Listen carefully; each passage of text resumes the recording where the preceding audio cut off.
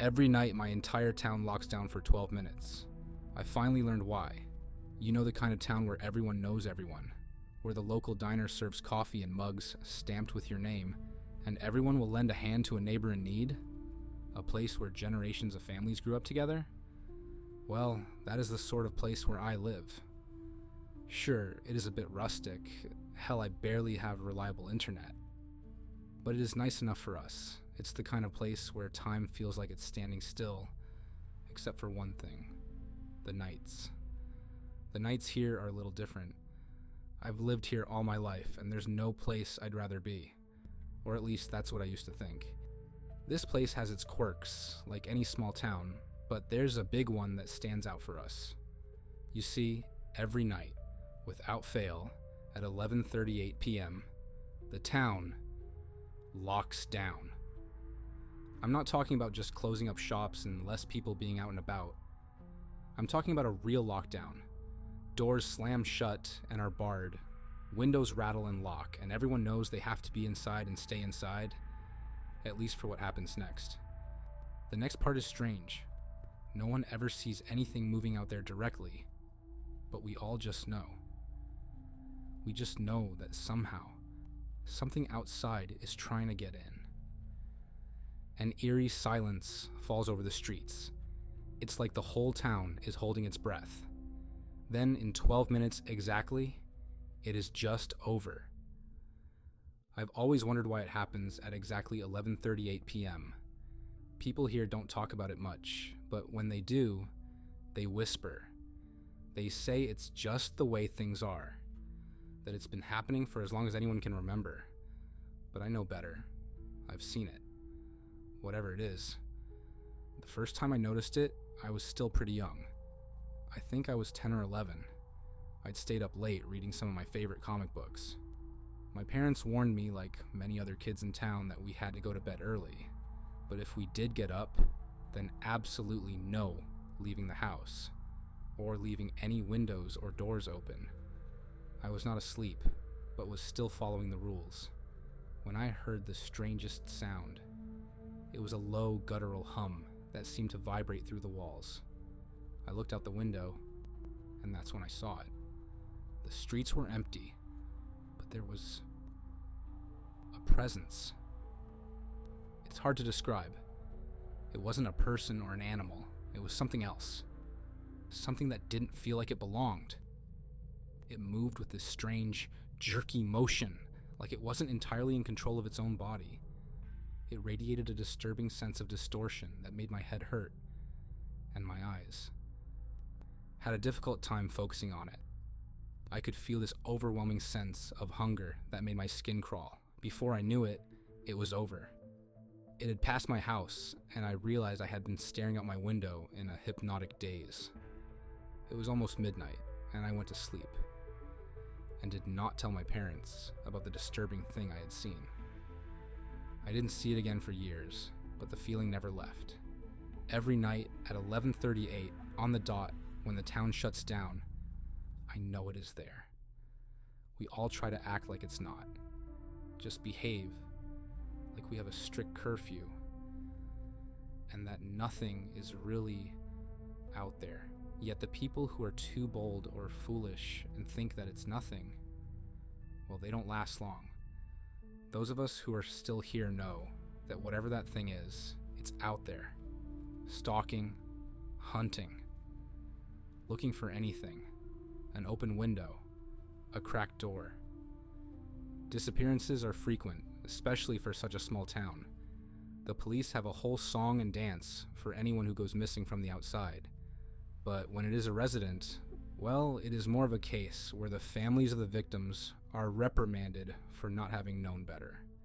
No one knows why the window of time is so mercifully brief.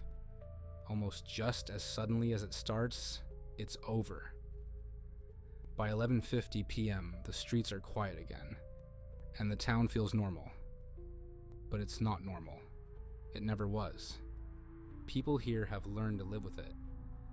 They lock their doors, shut their windows, and pretend it's not happening. I asked my parents why we don't just move, and they never gave me a good answer. All they said was, it wouldn't do any good. We have to endure. It has to be here. It is safer for everyone if it's here. It did not make sense. I know people can get attached to places, but it felt crazy to me. I couldn't just pretend this was normal. Not after what I saw. Not after what I felt.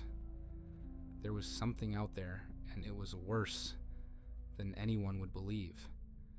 It was just recently that I saw it again. It was a normal night, at least as normal as nights could be in my town.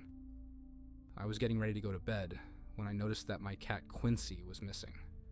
I looked everywhere, but I couldn't find him. Then I heard something and looked through the window to spot a familiar shape, and my heart sank. He was outside. He must have gotten out when I had come home earlier and was sauntering along the sidewalk, clueless to the impending danger. The time was 11:36 p.m. I had no idea if the creature did anything to animals, but I did not want to find out. I had never let Quincy outside before, and he did not come back to my shouted calls for his return. I had to do something dangerous and stupid to save him. I rushed outside, sprinting toward him and trying to grab him and bring him in before it was too late. I managed to reach him and pick him up, but then I froze when I sensed a presence as I was scrambling back to my door. Quincy's ears folded back and he hissed. I felt paralyzed, and then I thought I saw it again. It was different this time. Larger and more overwhelming than before. Its presence seemed to fill the entire street, pressing against the houses like an unseen force. I tried to run, but my legs wouldn't move. I was frozen in place, my breath caught in my throat. To my horror, it seemed to finally regard me. Quincy jumped out of my hands and ran back to my house. He had fortunately evaded whatever interest the thing might have had with him. The creature's head twisted unnaturally in my direction, its distorted features coalescing into more recognizable shapes. Staring into the grotesque visage forced a scream out of me as I beheld the blasphemous impossibility. I turned and sprinted away, screaming like a maniac, my heart hammering against my ribcage with such force that each beat felt like it might crack my chest open. The sound of its pursuit echoed behind me, a wet slapping noise, like a monstrous jellyfish gliding across the ground. Its deafening roar filled the air, shaking the ground beneath my feet as I ran for my life. I did not know if I could get away. No one I knew had been outside and survived. I ducked into an alley, my hands shaking as I pressed myself against the wall. My breath came in short, sharp gasps, and I could feel sweat dripping down my face. I didn't dare look around the corner. I didn't dare move. And then I heard the harrowing screams. They sliced through the air, piercing and full of terror. My heart raced as I strained to see who was making them, but all I could make out were shadowy figures caught in the open. The screams were short, sharp, and then they were swallowed by the night. The deafening silence that followed only added to the fear weighing down on me. I stayed pressed against the wall, trying to make myself as small and invisible as possible. The darkness seemed to come alive with every creak and rustle, amplifying my fear. I held my breath until I heard the sound of the creature moving away, and then, just like that, it was gone. But the eerie stillness lingered, haunting me even after the clock struck 11:50 p.m.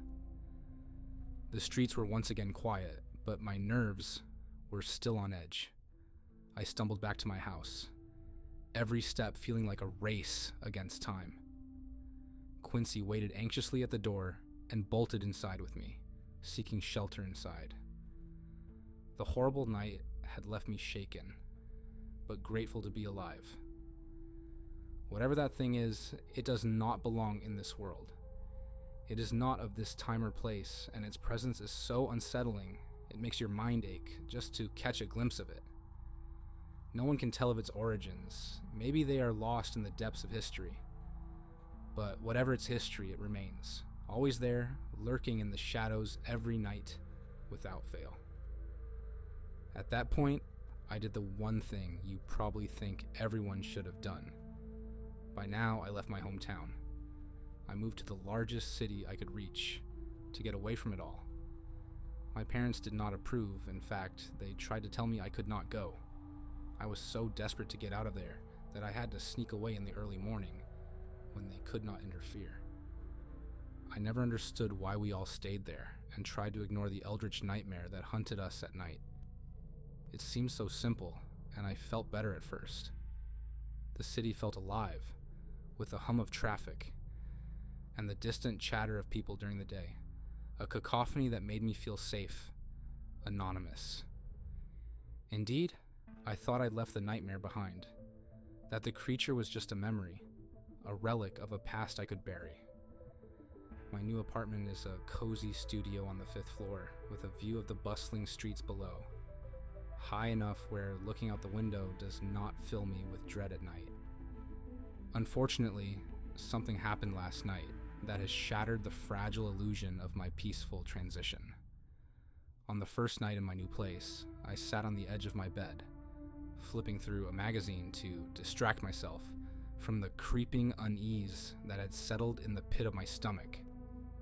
The clock on the nightstand read 11:28 p.m. I told myself I was being paranoid, that the creature was gone, that I was safe now. But the weight of the past lingered, a shadow in the corner of my mind that I couldn't shake. By 11:38 p.m., the city outside my window was eerily quiet. The usual sounds of traffic and distant music had faded, replaced by an unsettling stillness. I tried to focus on the magazine, but my eyes kept drifting toward the window, the darkness beyond the glass pressing in on me. And then I heard it, a soft, tentative tap against the pane. My heart skipped a beat. I froze, the magazine slipping from my fingers and falling to the floor. The sound was light, almost imperceptible, but it sent a chill coursing through my veins. I told myself it was nothing. I was just being paranoid. But then it came again. Another tap, this time more insistent.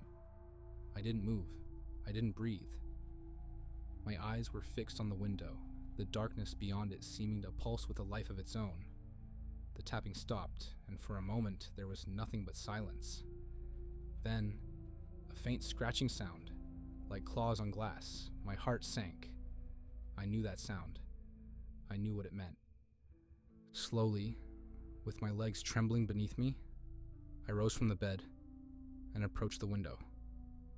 My hand reached for the curtain, hesitated, and then, with a deep, shaky breath, I pulled it back. What I saw made me freeze in terror. The creature was perched on the fire escape outside my window, its twisted form silhouetted against the moonlit sky. Its eyes glowed with an unnatural light, and its presence seemed to fill the room, pressing in on me with an unspeakable horror. I tried to scream, but the sound caught in my throat. The creature's head tilted to the side, its gaze locked on mine, and I felt a wave of dread wash over me. It was here. It had followed me.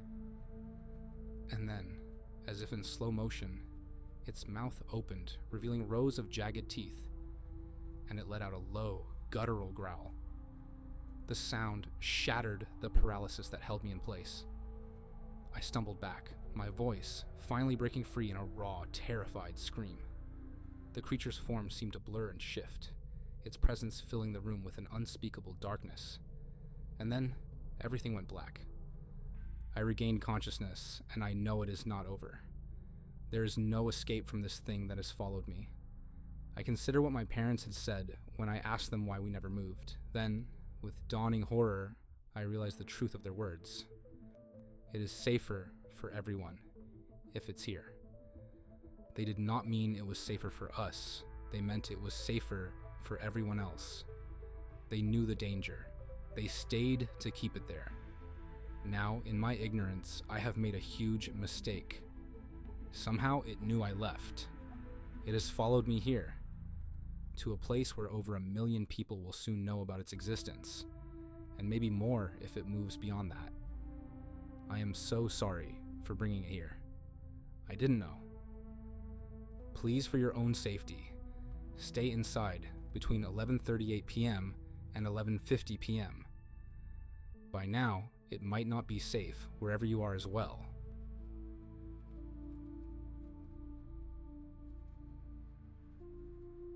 My dad and I heard a woman screaming for help on an island. We docked and made contact, but not with a woman. Living 5 miles from Florida's Atlantic coast means salt air bleeds into everything. The sun-bleached siding of our house, peeling like sunburned skin. The tangled mangroves framing the tidal creek behind our property. Their roots clutching at briny mud like arthritic fingers. Even the ice cubes in our freezer taste faintly of the ocean, as if the sea had seeped into the tap water while we weren't looking. Dad's 27-foot center console, the salty Serenity, might as well be a fourth family member. Her hull is pocked with barnacle scars. Her vinyl seats cracked like desert earth, but Dad polishes her twice a week with the devotion of a priest tending an altar. Come June, when the pavement starts sweating by 9 a.m., leaving the backyard asphalt shimmering like a mirage, our weekend routines shift. No more strolling Cocoa Beach at sunset, the sand cool and sugared between our toes. No more road trips to Georgia's mountains where the air smells of pine resin instead of decayed jellyfish. Just the Serenity cutting through Mosquito Lagoon's tea-dark water, her twin outboards growling as Dad grins into the wind like a kid gripping a roller coaster bar. His baseball cap flipped backward, so the brim doesn't snap off in the gale. That Friday in July clung to us like wet gauze, the kind they'd press over a wound to staunch bleeding. Humidity hung pregnant over the intracoastal, thickening the air until dragonflies moved through it like swimmers fighting a riptide. The dock's wooden planks wept beads of condensation, and the rope lines sagged, limp as dead eels. Cicadas screamed in the palmettos, their drone rising and falling like a theremin's whine. Mom hovered in the kitchen doorway, her knuckles white around a ginger ale can. Her seasick armor, she called it, though we all knew the cure wasn't working today. The aluminum dented under her grip, droplets sliding down the sides to pool on the linoleum.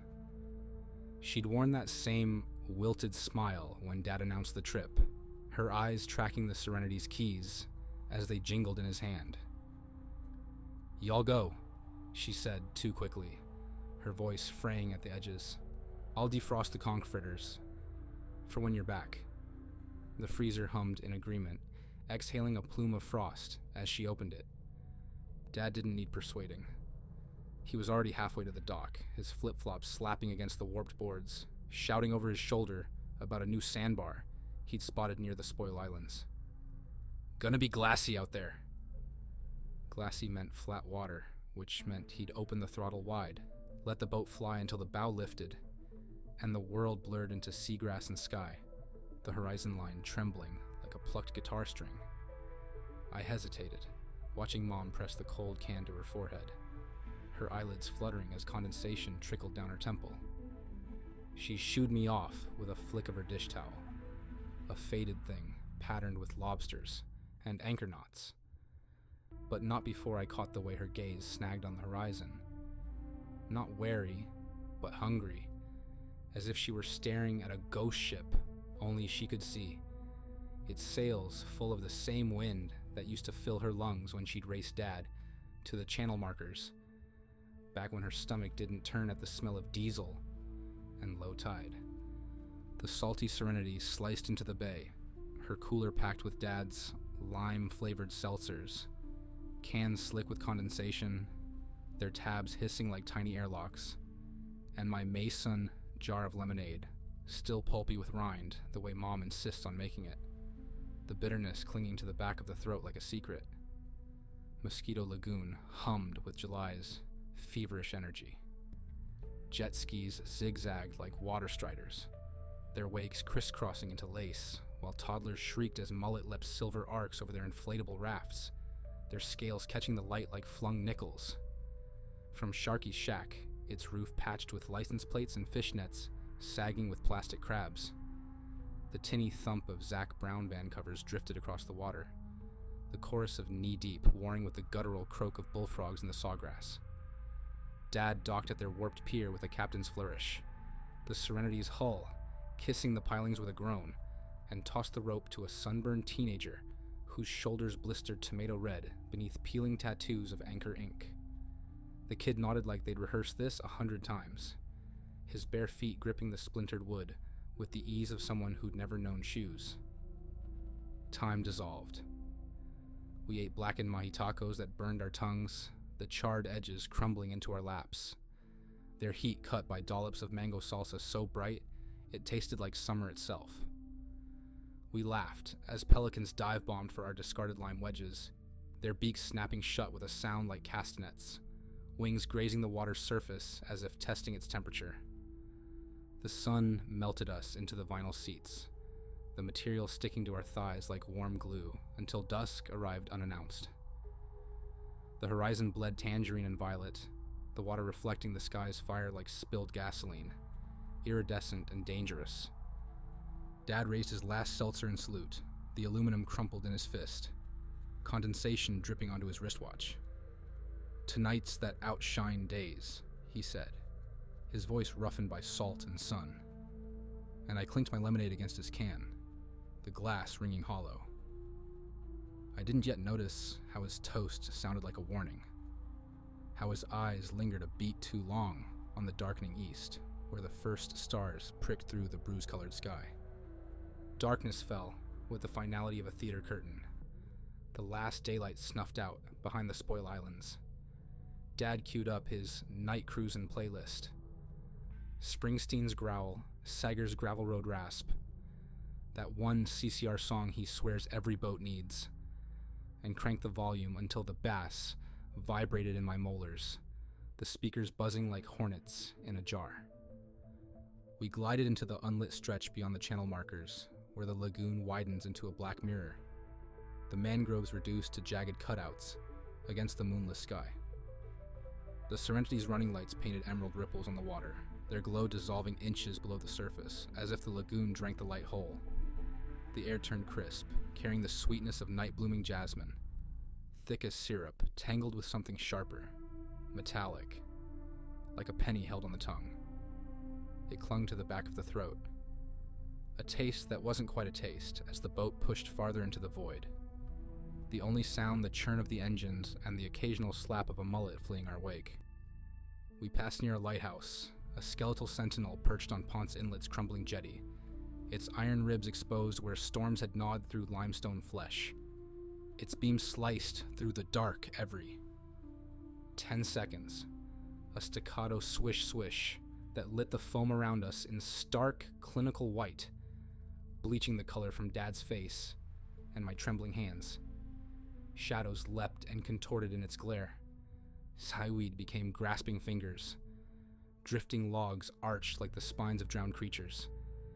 The light's pulse throbbed in time with my heartbeat, each pass leaving afterimages burned into my retinas.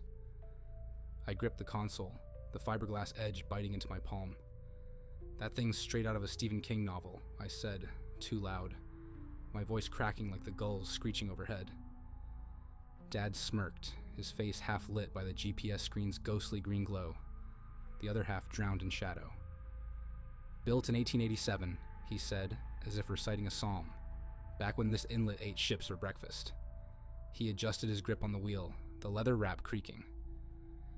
"Your great-granddad used to supply the keepers, said they'd trade whiskey for snapper. Fresh snapper, not that freezer-burnt crap."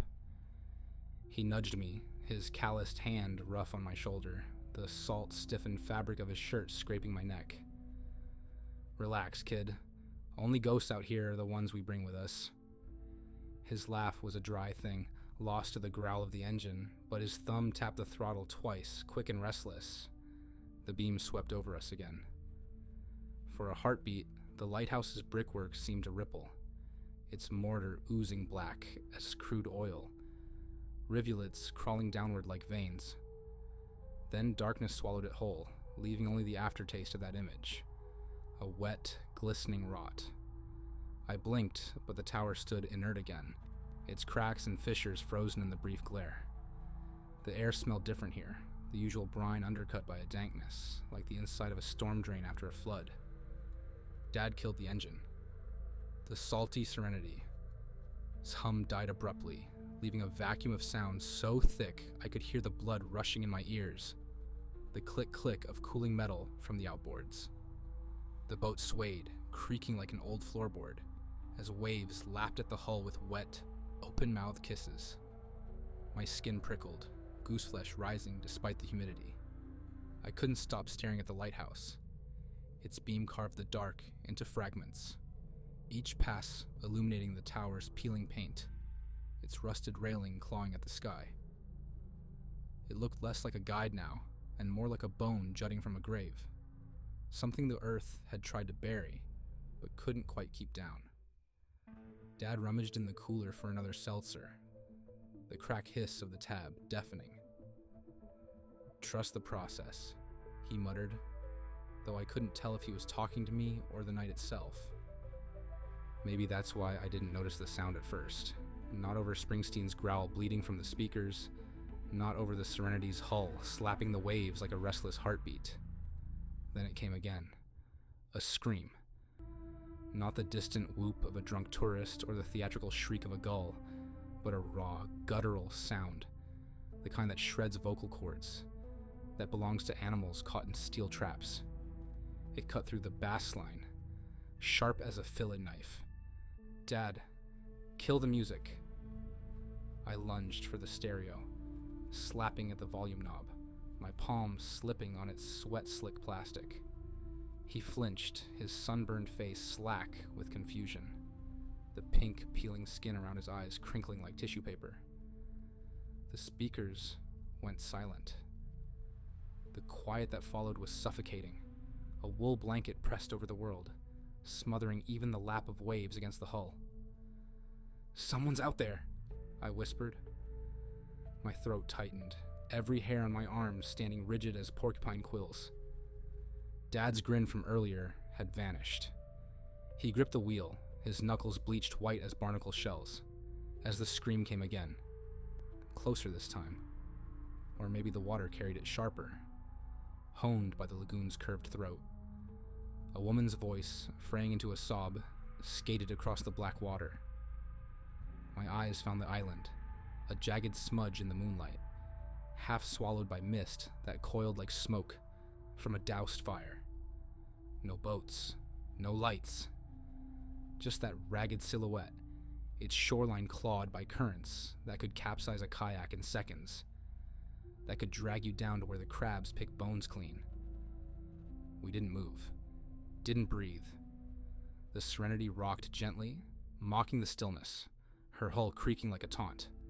I counted the seconds. 10, 20, 40. Nothing.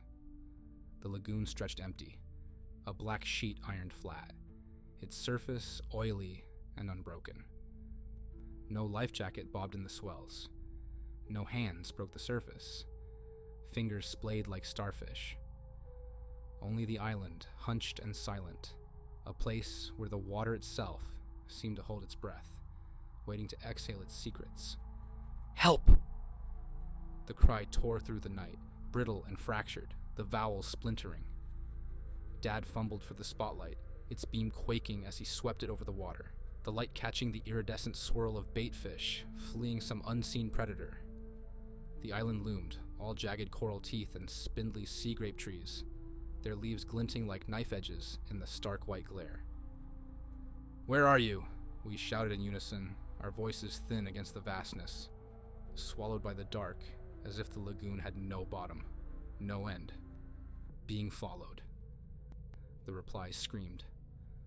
"Followed?" My mind snagged on the word. "Are you on the island?" Dad barked, louder now, the spotlight jerking across the shore, illuminating skeletal driftwood and shadows that twitched like living things. Her answer was a scream, a serrated, sustained note that raised the flesh on my neck, that left my eardrums throbbing. "Yes!" Dad didn't hesitate. The engine roared to life, a feral sound that scattered the quiet, the sudden violence of it sending a cormorant bursting from the reeds in a panic of wings. The Serenity lurched forward, bow slamming into waves as we charged the island, the hull shuddering like it might splinter. The cliffs reared up, pitted limestone glowing bone white in the spotlight, pockmarks gaping like eye sockets. Dad anchored 20 yards out, the chain grating against rock as breakers hissed, hungry, against the hull, their foam glowing faintly with bioluminescent algae, tiny blue sparks dying as they struck the boat. Up close, the island was a feral thing. Seaweed clung to its rocks like matted hair, reeking of rot and brine. The trees leaned at cruel angles, roots exposed like tendons, their bark sloughing off in leprous patches. No footprints marked the narrow beach, no torn fabric fluttered in the branches. Just wind hissing through sawgrass, a low, wet sound, like the island itself was breathing. We pulled on the boots Dad had stashed in the Serenity's compartment, stiff rubber reeking of mildew, soles treadless as dolphin skin. Climbing out shirtless, the rocks bit into my palms, sharp as crab claws, while the boots slipped on algae-slick stone. Each step a gamble.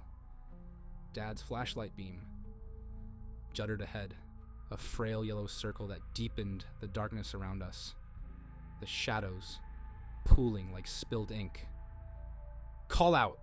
he demanded, his voice cracking. The beam swept over gnarled trunks, over tide pools glinting like 1,000 watching eyes, their surfaces trembling with the scuttle of translucent shrimp. No one answered. The chill that crept up my spine wasn't the night's doing. It slithered, serpentine, between my ribs. "She could be injured," I said, the words crumbling as they left my lips, dissolving like sand in a receding wave. Or trapped. Dad's jaw tightened, the tendon flickering like a fishing line under strain. He swung the flashlight beam inland, its light fraying at the edges as it cut through the undergrowth, exposing spiderwebs strung between sea grape leaves, their silk glinting like nooses. We moved in tandem, boots crunching over shells and driftwood, shouting "hello" into the void. Each call dissolved into the wind, unanswered, the island drinking our voices whole. The ground squelched beneath us, sodden with tidal muck that reeked of sulfur and spoiled eggs. Deeper in, the air turned cloying, salt rot and wet limestone, the stench of something decaying beneath the soil, something too large to name. Mangroves crowded us, their roots knuckling up from the ground like buried skeletons, the bark sloughing off in papery strips. "Can you hear us?" Dad bellowed. The cliffs threw his voice back, warped and watery, as if the island itself were taunting us, mocking our futility. Above, night herons croaked their disapproval, wings snapping through the canopy like wet canvas tearing. The sea hissed, a relentless audience to our search, its rhythm syncopated with the ragged tempo of our breathing. Then, a guttural, choked scream. Not distant. Close. Human, but strangled. Half swallowed. As if the mouth that made it were stuffed with kelp. The sound hit me like live wire to the ribs, my muscles seizing. Dad froze, the flashlight trembling in his grip, the beam skittering over roots that now looked like coiled snakes. No words passed between us. We ran. The island fought us. Sawgrass lashed my forearms, drawing blood that welled black in the moonlight. Sand spurs clung to my jeans, their barbs needle sharp, and my boots skidded on moss-slick rocks, each misstep threatening to twist an ankle. Dad's flashlight beam juddered wildly, carving grotesque shadows from the trees. A hunched figure here, a reaching hand there, all vanishing as the light swept past. My lungs burned, salt and iron coating my tongue. The scream looped in my skull, primal, wrong, propelling me forward even as the terrain turned jagged, cruel, the ground buckling into fissures choked with sea wrack. I stumbled onto the eastern shore, heaving for air, the beam flitting over tide pools alive with scuttling crabs. over boulders crusted with barnacles that yawn like tiny mouths. Nothing. No crumpled form in the surf, no footprints in the muck. Just the moon staring down, cold and dispassionate, and the silence. That silence. It pressed against my eardrums, thick and smug, as if the island had swallowed the woman whole and now licked its lips, sated. Dad caught up, sweat gleaming on his temples like mercury, his chest heaving. He opened his mouth, to curse, to rationalize, but no sound came. The flashlight's beam shrank, dimming, as if the darkness itself were leeching its power, the batteries draining into the hungry earth. We stood gasping, the scream's echo still thrashing in our skulls. Had we imagined this whole thing? The thought slithered, cold and unwelcome. Around us the mangroves swayed, though the air hung motionless, their roots creaking like arthritic joints. My flashlight trembled as I swung it toward the shore, the plastic casing creaking in my white-knuckled grip. The beam carved a trembling path through the dark, scattering shadows like roaches fleeing a struck match. The light caught on strands of seaweed dangling from mangrove branches, their tendrils swaying though the air hung utterly still. And there, where the surf gnawed at the rocks, foam hissing between jagged teeth, it stood. Not human, not animal. A thing of angles and voids, its silhouette a mockery of anatomy, as if a sculptor had assembled bones at random and called it done. Moonlight glazed its emaciated frame, ribs like scythes curving inward, joints knotted and inverted, legs spiraled as if wrung by giant hands. Its skin, if it was skin, glistened wetly, reflecting the beam in oily streaks, the surface rippling like mercury disturbed by a fingertip. The head lolled backward, neck tendons straining like ship's rigging, as it stared into the moon's glare with lidless eyes, pupilless voids that swallowed the light whole. Then, slowly, wrongly, it pivoted toward us. The movement was liquid, boneless, its spine undulating like a sea whip caught in a riptide. The flashlight caught its face, a collapsed star of features, eyes like pooled mercury, swirling with refracted moonlight, a mouth too small, too precise, a razor-cut slit that peeled open, cartilage crackling like crumpled cellophane as it spoke. You found me. The voice was a flawless mimicry of the woman's, her panic, her pitch, but warped as if played through waterlogged speakers. It didn't resonate. It slithered, bypassing the ears to coil directly in the gut, cold and invasive as a swallowed eel. My knees buckled. Dad's grip locked onto my bicep, fingers vice tight, his nails biting crescents into my skin. Run! No hesitation, no questions. We fled, boots skidding on kelp-slimed rocks. The thing's cries chasing us, sharpening with each step. "Help me!" it wailed, each syllable fraying at the edges now, unraveling into something guttural, wetter, the sound of a throat filling with seawater. "Help me!" The words splintered, layered with clicks and hisses, a chorus of corrupted voices overlapping, as if a dozen throats had been fused and torn apart. My spine seized. A primal recognition, older than language. This wasn't fear. This was prey. Knowledge. The hare's certainty that the fox's teeth are already at its neck, that the chase is just ritual. We didn't look back, didn't dare. The island's undergrowth tore at our clothes, thorns biting into wrists, sand spurs embedding in our ankles like fishhooks. Dad's breath sawed in his throat, raw and rhythmic, each gasp flavored with salt and copper. The Serenity's running lights glowed ahead, bobbing on the black water like a mirage, the boat's hull groaning as waves slammed it against the anchor.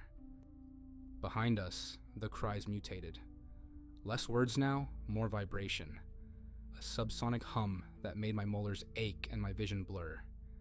I risked one glance.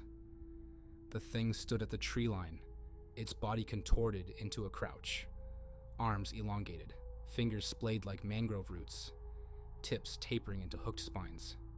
It didn't pursue, just watched, head cocked at an impossible angle, as if savoring the taste of our terror, its mouth stretched into a crescent slit that might have been a smile, or a promise.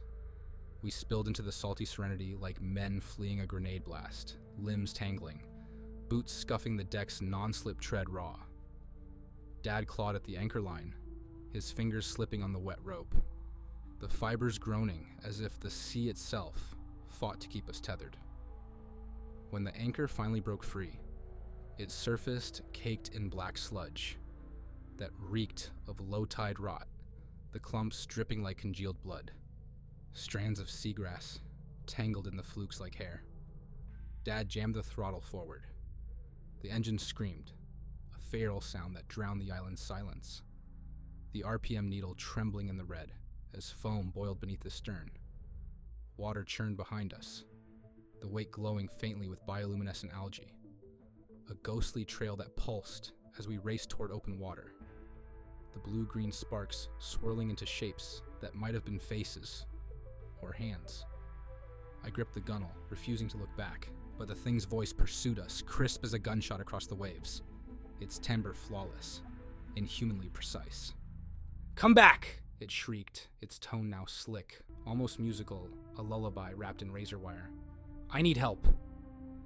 The words slithered into my ears, stripped of their earlier desperation, each vowel polished to a predatory gleam. This wasn't a plea, it was a performance. A pantomime of distress laced with a giddy, venomous edge. The sound of a child's music box cranked too fast, its melody warping into dissonance. What we encountered that night defies logic. If you're reading this, if you're skimming Florida's barrier islands at dusk, cocktails in hand, laughter spilling over the rails like something the night can't wait to devour, heed this. When the wind carries a cry from some lonely spit of sand, when your gut knots at the too perfect pitch of that, "Help me," do not answer. Steer clear. Flood the engine. Pray the current drags you anywhere else. Pray harder. Because whatever wears a human voice, like ill-fitting skin, whatever peels back the night to show you teeth masquerading as a smile, it isn't lost. It doesn't want help. It wants you. Alive, bleeding, afraid.